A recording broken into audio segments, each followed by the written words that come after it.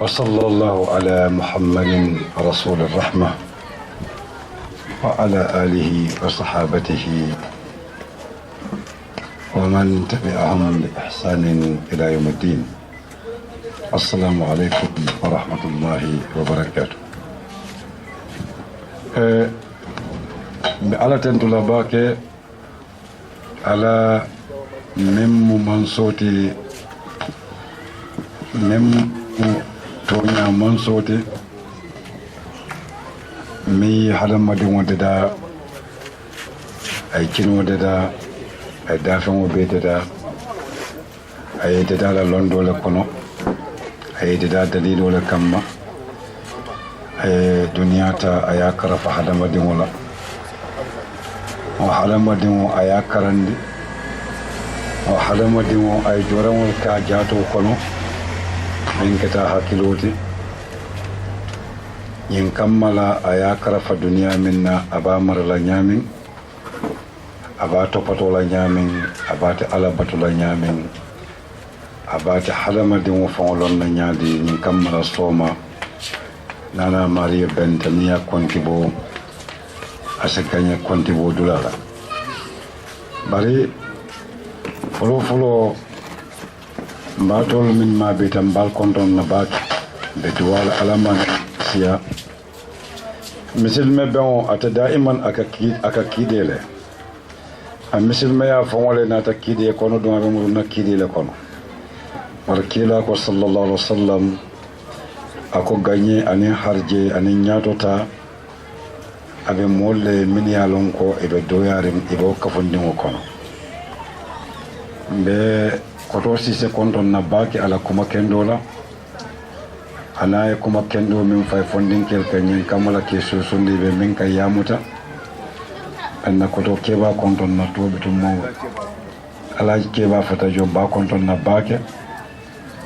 lami yalon ko nin kilero kita kebal folo kamma be taman serolon wote ko dula hanin bi akebal yalon ne min musobe yati min moto nyati akebal nin jamano be balorin ne ha be Muhammad Sonka keba ko to fanan konto na Muhammad Sonka be almamo konto na anin mos committee anin Shamsuddin na ka fu ñon nin min dantani bangola batol be konto na bal kalo fon konto na ma fulani ko assalamu alaikum wa rahmatullahi wa barakatuh fondinkel men kalo nen ko la alama alayhi sima yande ay fring e ka fon fenyini alama alaye mako je kato duniya fitino be siare nyamen nim fondin kelu boka nyina ni wato wati kemera ka kafuka ninke koto wal misalu qur'an wa ya fole abe soro kono ka fami suratul kahf fondin ke woro wala idan keniyat alama baka subhanahu wa ta'ala duniya me samba duniya la fondin ke me samba inata bo sate kono tinyaro bije fulan kafo bije tata ye fankara fa alala ala naate sinundi fo sanji keme saba ni ya elemandi karola abita fo sanji keme saba kari kononto aro fondin kel naata kenyadi e sinota fo sanji keme saba e naata wuli e dali man ya mantinya e balajato mantinya e hakilo mantinya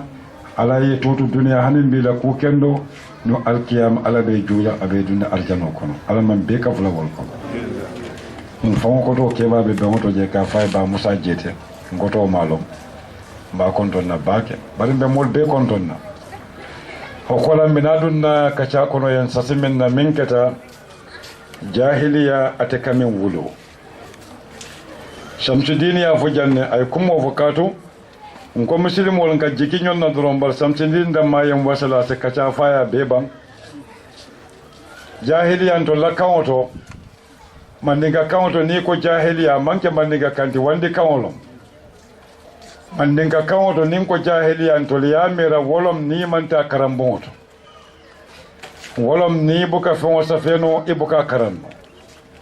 mandinga kawoto na jahiliya fasareten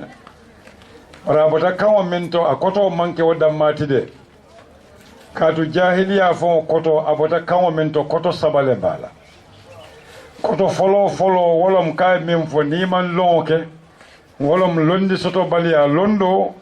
anin londi soto baliya ni ko moy koy mu lonnalati aka kontan ni kay mu jahilolti abuka kontan woto sinal le moyti kilimo betiyata kilimo man beteya so abota kawo min to arabu kawo to ni ko jahila wolom fewo mi yalon ko asina mo minti yalon fulanjam arabu kawo to ni ko jahila wolom ka fewo fanan nasi fewo min timmata ya nasi ni ko arabu kawo to jahila wala mu fewo fanan min forta a valoro warata ak man kuto kummayata bara beta min bolo imalon fa kanatela haka monta ko nin dindin way $100 tombon silo kan aka mol nyinen kan ni moko de jumalti yalon ke ba mi yalon ka kunin to bata la bulle ay darasi tan wadi yala haka monta ko nin dindin way sani kunturo tombon silo kan hata ba mi la ko ne kensa wolon barnim muso min kunin ta na ya jaba ci kala bulle so yaje jahiliya aynin koto sabale soto abota kango minto bari janimbe jam falan badin wol be jande san do wara dol mamman nga kango moy ndeba mo suru walde bannin ko bebe nyamela bente famo batande la bare atol fanante moy la no nasuru akango do moy la de bannin ko be sambala nyonna wato wata be time wotala abenda miro jankela dum mol fanante moy la odo ningam bande namera suru akango se damandim fanam fayje kumo atunkumolu akun malon se volta suru akango daman furum wolta nafaso beto nin ko jahiliya ni ma kototi walatin na qur'ano me fonyo ayanati misilimo wala hadama di mo fawo ibe londi wolondi ka hanin beni mobile londol men kam microphone londolu kari londolu ni ko moli ko kitabo le misilimo bulu alale ya jinde muhammad kan jibril ya jinda kan e ka fo kitabo mi ya alquran ni fongol beta man sero be je sakata no le ye bondi asafo to nyalo baral ma bondi to nyalo ma bondi akuwa kata min te katun tol falambe balu kan jahiliya ne kon kadu jahiliya man kuto akoto onko fongo be bulu mimbe kamale rin barita ma koto long imana falong kitabo ben tolo bulu min kuliyata fongo beti ala fongo bekije kato ala subhanahu wa ta'ala anata dali soro do ko de ka fomi ya zukhrufa ay soro den alamoy ay min fo hako wa nazalna alayka alquran alkitab hakona kitabo jindi ita muhammadu kan daman tibyanan likulli shay'in wa kitabo yafango be ko indi kitabo dum mi yafango be ko indi namara wa kitabo nyanta fango le folo ko indi la jannabe fango ko indi la modi ay muslimolu manduru koto ke bake tubabu kunda e duru koto ke katu karambun fulale alay wolde da hadama dinwaye karambun kilin wolom ay kitabo min jinde in ka min kidi alquran ka min kara nimbe salola anata kitabu do ta wolom ala dafa wolti ko manjar fayyata karambun don kon be nyaabe wolale katu be nyaabe jiela be nyaabe sawola be nyaabe bankola be nyaabe suto nentile bulola karo nentilo be nyaabe hadama dinwala wuluta fondinke ka ngunu makata faifa be nyaabe nenna ni kuntinyoli ni abula kafalin ni ngonsingo kuntu ni abula kafalin moka wula e keba ya fabuka kuna fanwa yo bemo karambun wala te min alondo te banna baren tolu boka wol karambun wal ta ka karanwa kala dun din dino min ba kono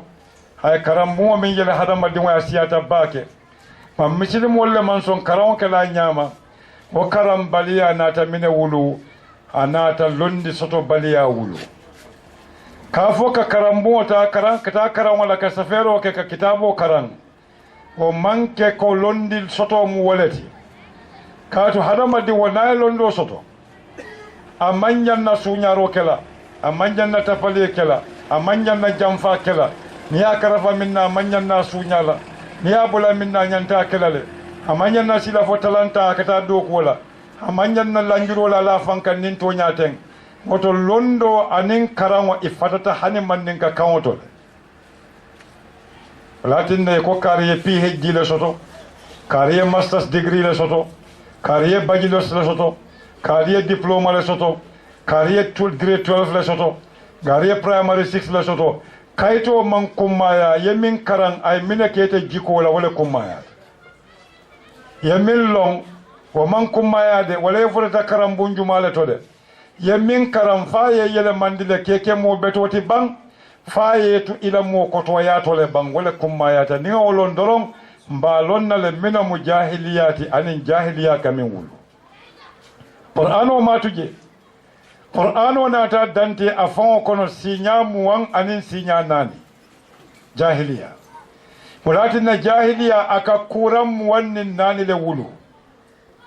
kuramol min garawta folabon ala dammale tembolon anatanin jahiliya dante soratan anin sora woro wulale kono nin soratan anin sora wolo kono soratan nin kilimo be mu maka sorol te dun jahiliya la president o be lori num makale birim muhammad be kila wato men sallallahu alaihi wasallam bari jahiliya la mankutu woro min tutaje anata wolke sorol kono mini jita madina kono niya be kafu nyonkan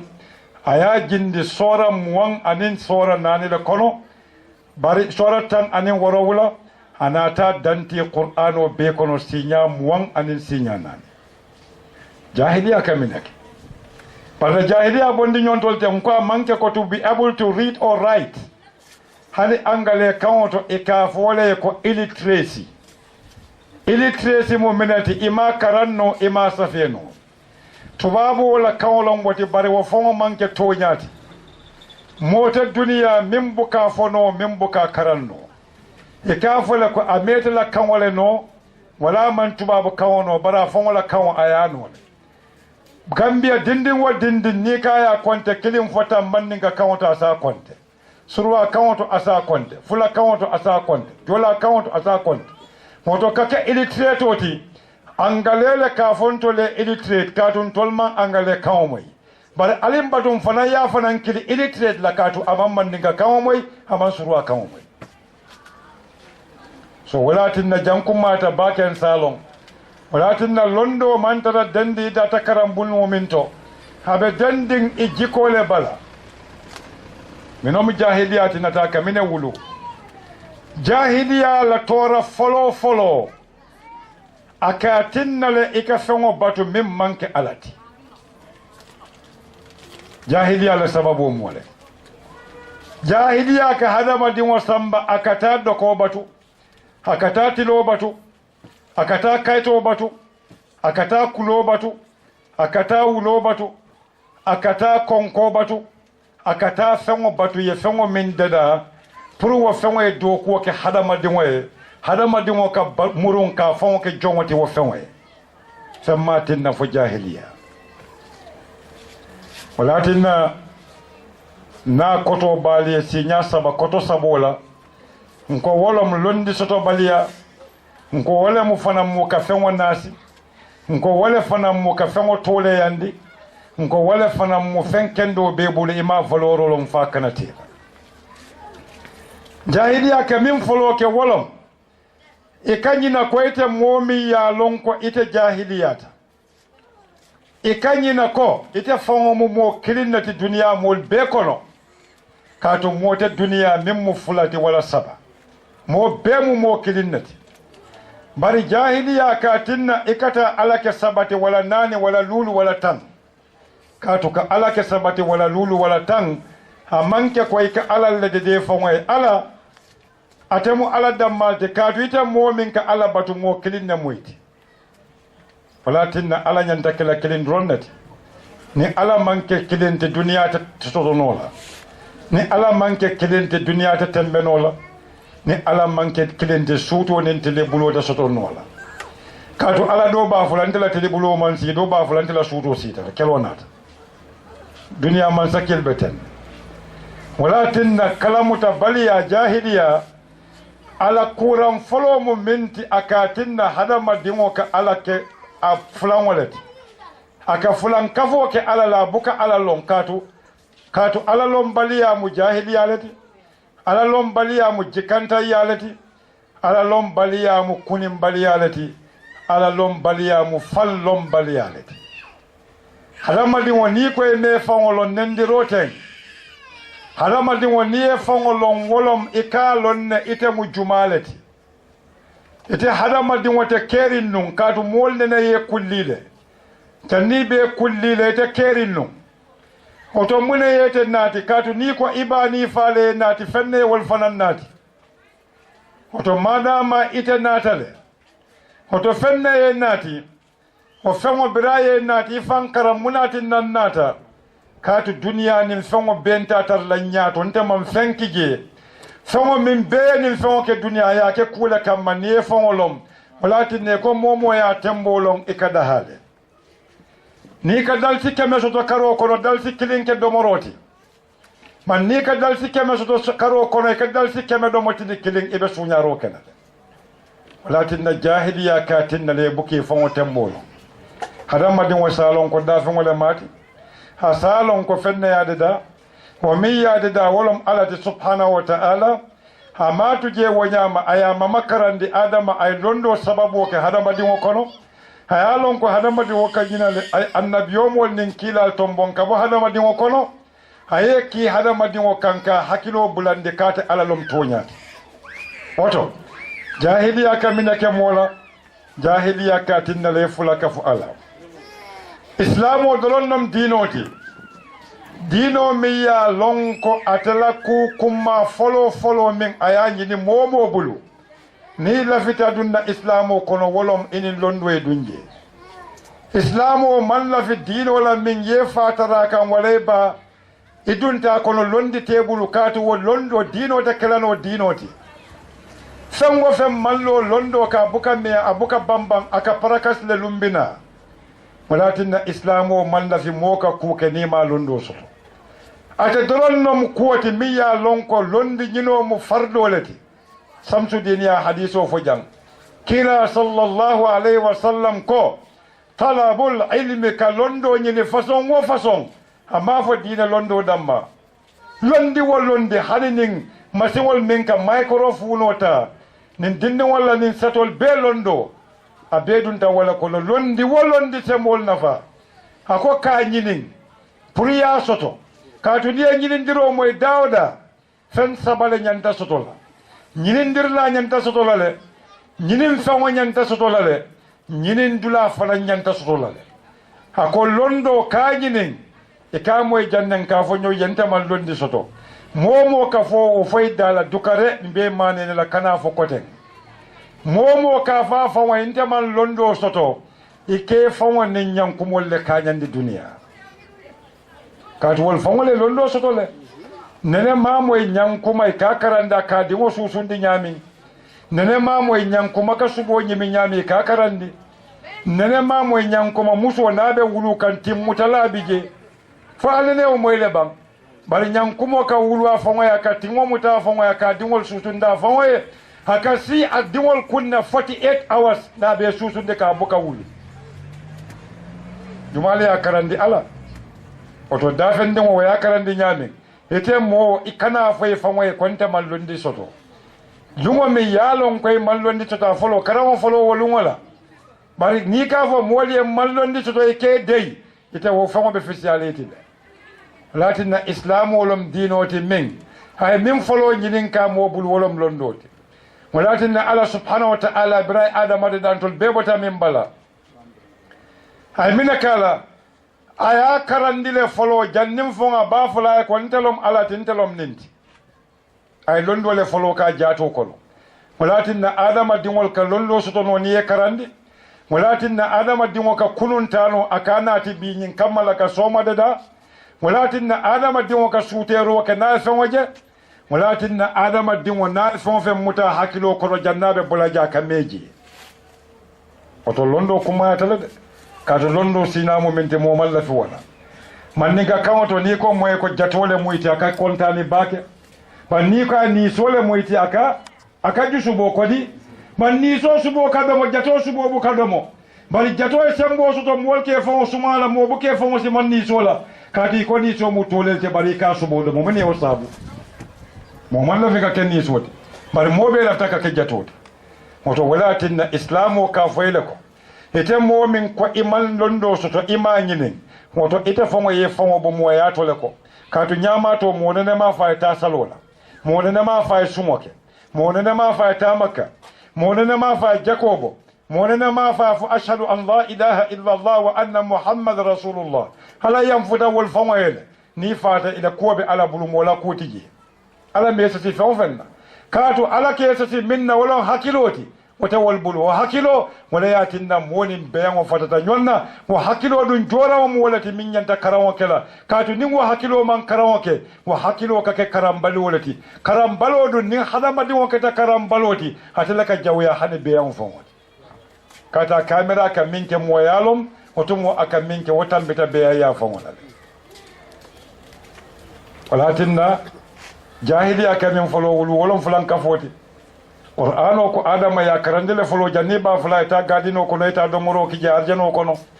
oto jannim fongo ibe salo kala ibe koko londo folo nyenim ba kile ngokote jahiliya kamina ke mola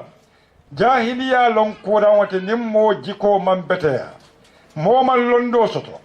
mo kan nasi mo kan nakaro ke hakola mo fen kendo min babul amala alhalo la kafai a misalo mu musollati hala subhanahu wa ta'ala amman fen da min garanti ta musoti amman fen da min garanti ta musoti dalilo mu minata feyata bake mo be nyaka jele bari mo be hakilo buka bondino nyonto ni yake kana odunundi lo sitola kabo mano kan kana jan na man puspuso jinabe motota la kalwas o manke to nyaate ba muso ka denano dunu kari koronto a duno ba kono balo kono habe duno ke ka be dokuo ke kandu akabe timanda nyama fen garanti ta muso te ba oto nim muso ma fungola valorolo fa jahiliyata fungola musiyala ko ala ya bunyala aya garanti oto muso falam ba sumanna biyan wala musolu jahiliyatina musol ke balo ko indi nali yalon ala minatina yefindi ita tulo mala hani leralita mala ibakata la yefin kenneke ni yalon minatina ala kuntinya sutungo dila muso itita plastic kuntinyo kele kungoto katu londi bali yale yatine ka plastic o ke kungoto bari ni yalon minatina kuntinya fingo be kungoto kote salon ko yara fan ala lafitante musola le bari kuntinya kungoto je e ko ala tamanyinya e ko tubabu kuntinya le nyinyate tata sa yake kungoto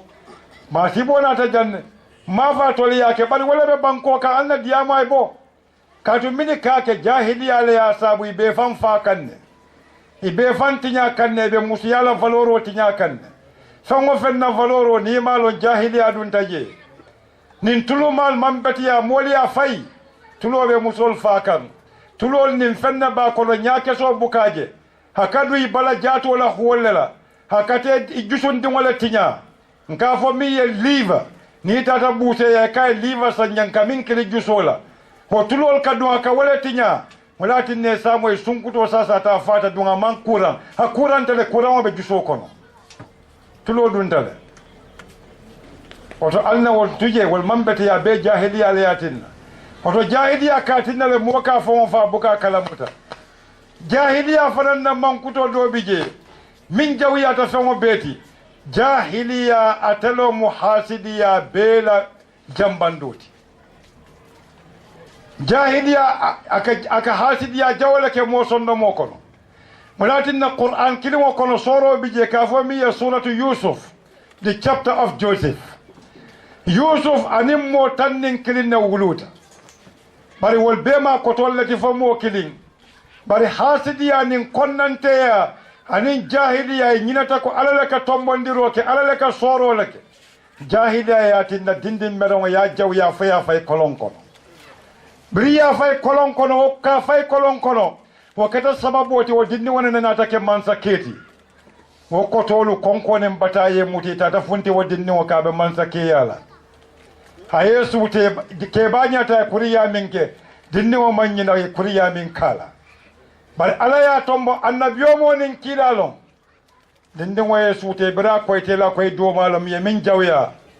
akoy ko nyadi akoy ko aliyan jawya adoma ka diamole akay ko sabari nkoto mali min ken na kana mutakuti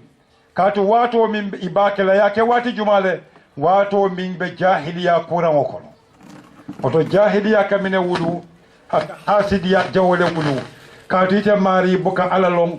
kaatiye fulake alalale e kafo ala yekari so mante so koto yaso min nan babusila mulatina hasidu ate kaddo ko ke molle bawon kata buka oke bar miya kata wala fen wala tinya wodun na fen alala ya diyala hala dun kay min di molla mol buka mutano bara min fana muta mo buka kino moli fen ma sabu fo jahiliya fanan atale din gor jigeniya janjandi duniya jahiliya la ya janjandi walatin ikafo ko kilani annabiyo mo min to mu lutati ye minki sate mi ya lonko jikati je fo kenin kele kakafu musunin musu kakafu beyanin beyan kakafu biraye kilikana ala kan priyo jiko bula akwai ko innakum atollata atuna rijala shahwatan atol sate molu alkana kenin ke kakafu akalbe nidiya nyinolla hako bal hani antum atol qaumul mullamalti tajhaluna halbe jahiliyari koto jahiliyale yatinna mol fanan ka gor jigeni yake katu nin jahiliyate ke fulane ne din soto ban woto nin kelka futu damin kulliyata kelawoto woto nin kulliyata kelawoto molu ka fawto molbe bannale jahiliya man tambi wala o manke to nyaati ban anem fanan jahiliya ka kuran do wulu ko kuran wolom ka fo nte nyongoten wala yenta londe nte mu jumalati momo koy ko nte mu jumalati yan lonne tambala man kende ya e kane fambatandi wo kurantale ete mu jumalati fo me kulli duniya le momo ka fo tambala man sahabake walakinna muhammad sallallahu alaihi wasallam samomi abe madina kabita hijola atata fodula to makani madina tema dulale bije kafaya hudaybiya Quraysin kol funtite ko e ko muhammad nin danken ya moltite hijola katu itollom Quraysin koluti itollata mu kabati e kon tollom nin fawati ala ko e ko nyaadi molu mini sondomo minabe falindinga kono hako alhamiyatul jahiliya walatinna momo ka fontela dambele fisiata wandi dambeti etala dambe be mambetea katu solo bukata masilo kan ka fo mole ente mu solo leti mbatu ila baro ya fo mole ete mu jumalati da kalo kana fo mole walatinna jahiliya kaminake etake fa office andi moluti bari ñinata koye kullita bari ñinata ko lumbina molɓe badelal wo kena fulo kono alon ko to man fitiya fendi fembo kawo ke fo jahiliya kele ngo jahiliya ka mankuto do min wulu mol kono wolom jahiliya tele ka jawya fananke mo kono jawya katu mo jawya mira naya diabe bannabulla ñinata ko alala ya diya ka te fo ñanta bannale jahiliya le yatinna hadama diwo ala kay minke akamira ko tulungolom ala ko akana minke atakamira ko musobe yalati walatinna musa alayhi salam annabiyo mubalom ala yaki pour ayatala mol bondi joya kono misra brata te noma ay bondi joya kono abe kawande ka koyko ala ko aliye munke niso aliyafa alniso fa e ko Musa ko foyte dum yamira kontol betulungol labam Musa ko e kombe altankoñin la ala bulunin sake jahiloti katu jahilole kamira ko sobe yamu tulungolati tulungo mu sobe yalati mbe o jamano la kono na bankoka niya tulungo kili damin ite mi ya tulungo kili jannibe wulla somanda molbe samarola assalamu alaikum ko kulliyo fole buka kijamba mina nata kullila ita minta moy man wuli folo bari mol kiliya ne la moy kilala ita min nyanta fola mol ita la kasi janni mol bina hadama di wona man jamano lon doron jahilolom hadama di wona man wato lom jahilolom hadama di wona ma la palaso lom wato kono jahilolom kato hadama di wo bira wulute kasiyo kontele hadama di wo yabula salola be lorin wato le kam hadama di wo ka sungo ke wato le kam hadama di wo kata hijo ke wato le kan hadamadiŋo fanaŋ ka balikuya waatoo le kaŋ hadamadiŋo ka keebaya waatoo le kaŋ ni hadamadiŋo maŋ waatoo loŋ doroŋ jahilo le maati woto jahiliya kamine ke moola haka tinna ite maari buka waatoo loŋ wo kuraŋo le bentol kono sako musilimolu mfoŋol ka fo tubaabu taymo aniŋ moofin taymo a ñonnendiro faŋo maŋ fo moofiŋo daa kono wo le bentol bulu bi ite faŋo ko tubaaboo mu kafirol ti ka fo tubaabu taymo ɗum tubaaboo ɓe toñalla kaatu tubaaboo ye a loŋ ne ko taymo duniya ɓe loorin wala kan duniya folotala ñanta banna woto wo kenoo to akata taymo le la ite wuluute e ñanta faala le woto e siwo ya sumande oton ɓe kooku kele nin momo man taymo kanta jeemu jahilo le ko hanin mbi jahiliya kamine wulu ko ten jahiliya le katinna hadamadiŋo ka feŋo fa mañanna min fola hadamadiŋo ka feŋo ñinin ka mañanna min ñinin ka la annabiyo momi ka fa e nuh ala kayle ko sanji wuli kili min dasata sanji tankolta waati tan luulu la hibe kawando la kuluŋo de daa ban be jiyobo la be duniya be tumbunna wo jamano moolu be daami wo kuluŋo kono i sela moolu be dundi je bari i dinke ate dunna je kata kaŋo jata mambule la siloo nooma bari bira diŋo halakita wo jiyo kono nu hamurunta a ka fo ala ye ko a ndiŋo de a be na moolu le kono ala kaye ko kada ñiniŋ kay man londo soto feŋo min to bari fanaŋ kana ke moolu ti mini mu jahilol ti woto jahilu ate ka mina ke haka fenne ñiniŋ ka la kuute min to aka bula fenne nooma min mun ka la affaire o ti jahiliya fanaŋ ka mina ke moo la jahiliya daiman ate ka tooña le kele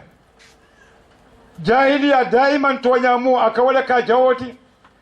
jahiliya daiman tooña aka wala ke fenti mim keta faniyati mool ñakoto walatinna ala ko kiila ko muhammad sallallahu alaihi wasallam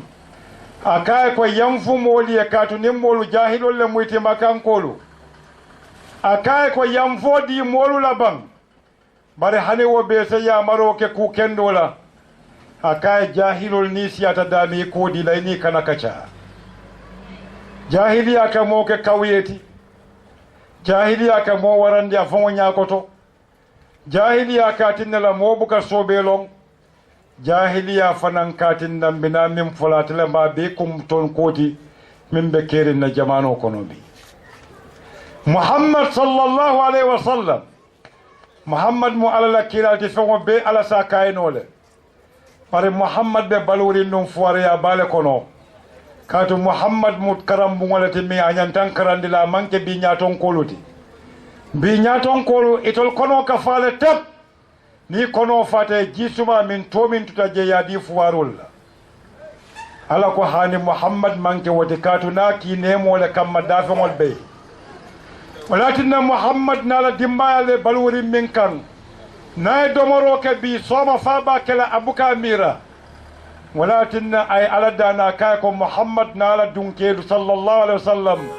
hanala bundunkelu harje ke muntoy kifafan min be wasalatilo kono e ɓe luŋo min kono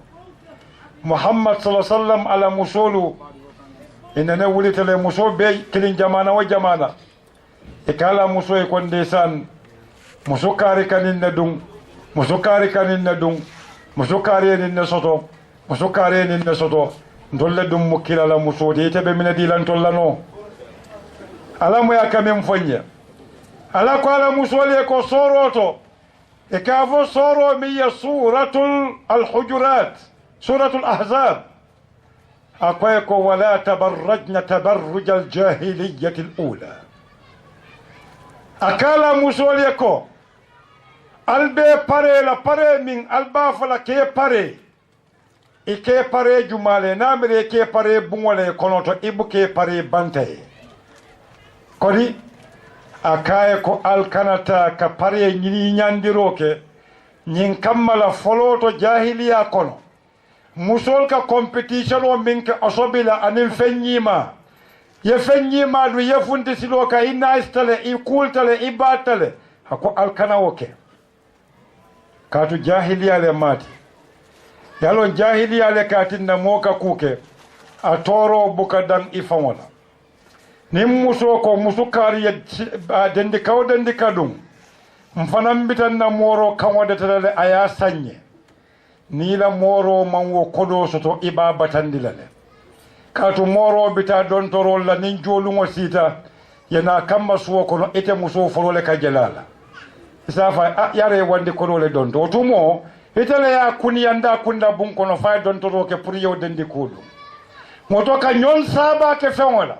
fengo min sembo te bulu ha soto bunda te bulu ha fero te bulu ko bedun ta jahiliya le kono katu ala ko la yukallifu Allahu nafsan illa ma ataha ala konta man niyo so sinase kuke min sembo diala oto class struggle nyon sabo pajerola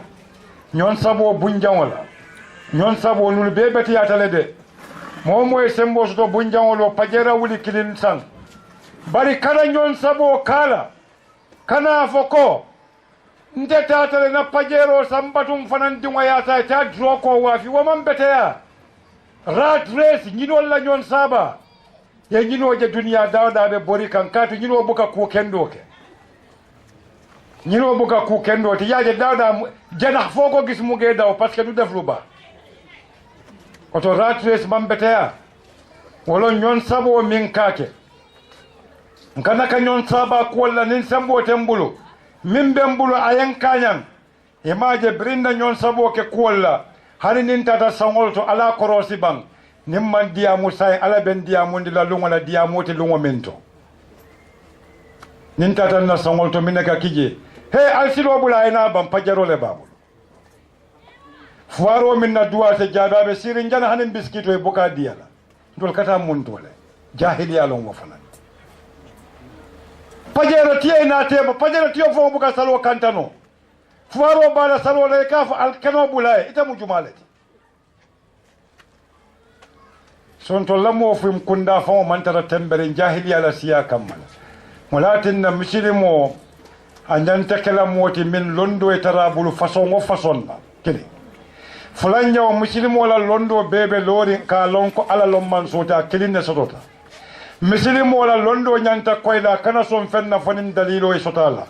kana fo ko mama ka ke non tan fana ya tara saferi na cika hani imama la jamano ni ta man kilin imama kana son aye dan momo ni bulate fa noma wale mama noma hakata ye mama da ye fadan ni ma dandore mama barakateti wodum be banko ko tete be baluri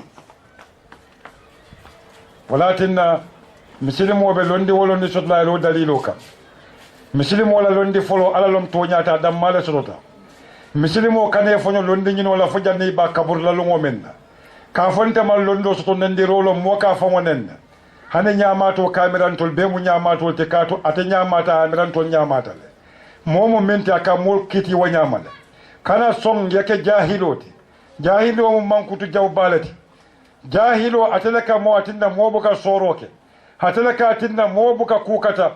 ngo god jigeni atele ya nati atele nyon sabo nati mol tema fenda min manke to nyati atele jika jawo nati atele karambaliya nati bara be fanam masibo muminati jahiliya le yatinna hadama din waka famfa dum ba fola nan muhadara doki jan lectures nafo nin jahiliya mantarantol kono fa ay bambanta ko konkriko bitilola nin wayete tarlate ntolla silol bebe noring mbalito be fayrin fentem fo jahiliya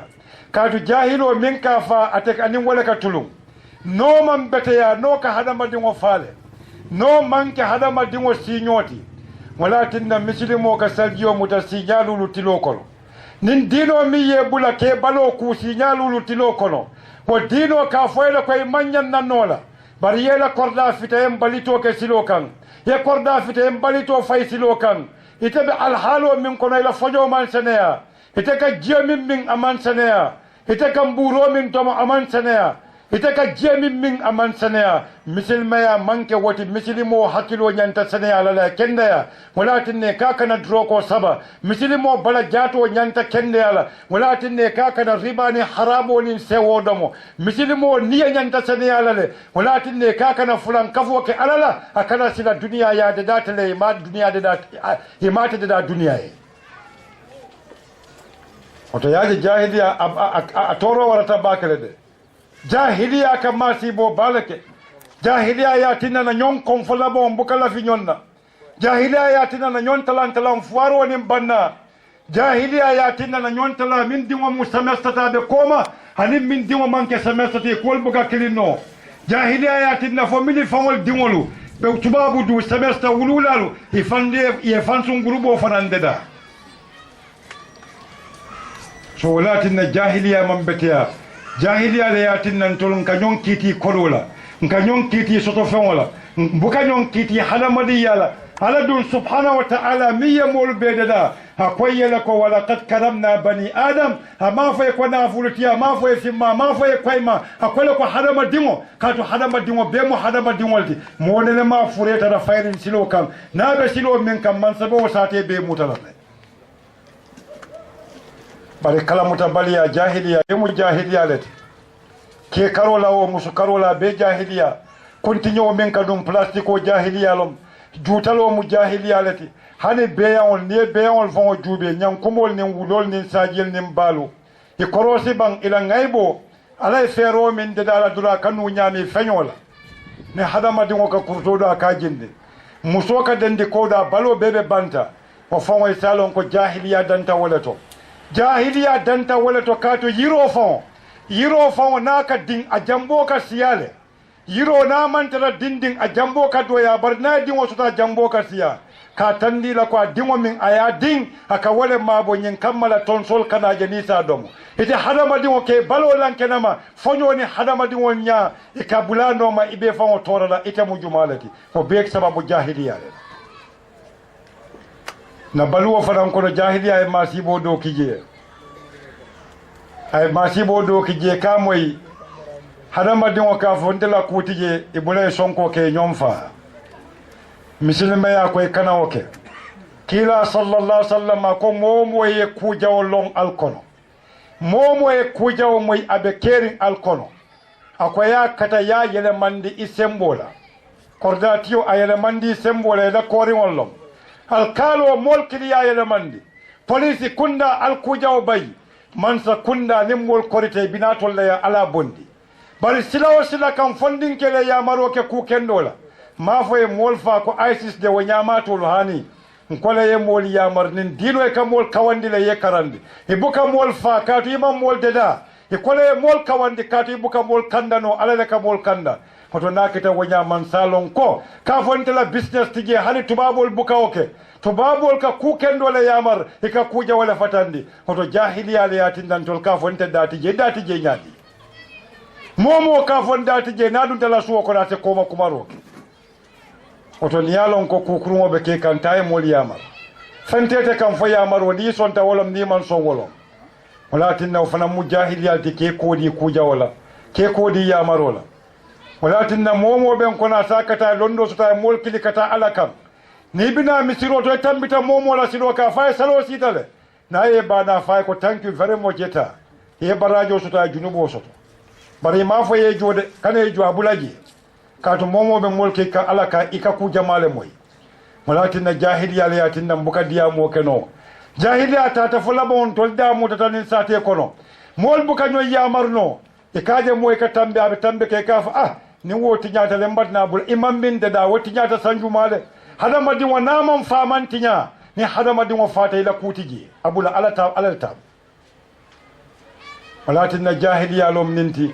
franja wa kaje ko famo bete bulu e badi mo be batarin kuran waya mutafafata bara fata e karero lonni ye lo jamanati awtuma be kuran de han aspro mansen e be borin na mobalo kolo karifata ye mbuso dile be sada mun ko kala je jahiliya man tanda momo ka mbuso muta dimbay ka wala muta soma bara kurante ma aspro san bara kurante man ta jube walatin nan sa kilo to bake jahiliya lafta siyala bake par jahiliya manke lombaliyati jahiliya wo mu lombaliya mu damandinne tije jahiliya wolom jikantayati jahiliyati wolom ala koye minke yatuje jahiliya wolom kila koye minke yatuje jahiliya wolom keba kendoli e yamar minna dinne o yatuje jahiliya keba ni tarayte fana ila jamano wato kuwa min bija man sahabar ya bira sahata bi mol koye koni mambete ya tuje bete mamunin nati kane soso nyoya kana foko nte wuluta jannibe wulula hani jamano mu kunun nin binin somalet ye kunun naje anin bi soma e maje dindin wala yaje hoto momo mela jamano lon doron eni mol buka ben ni mol dum man ben doron ila misil me yakana sile katu mo wuluta mol le kono ibe kebala mol le kono ibe kotola mol le kono ibe badela mol le kono ibe ta mol la kaburo le kan wa sallallahu ala muhammadin wa ala alihi wa sahabati wa sallam wa man walahum bi ihsan ila yawmiddin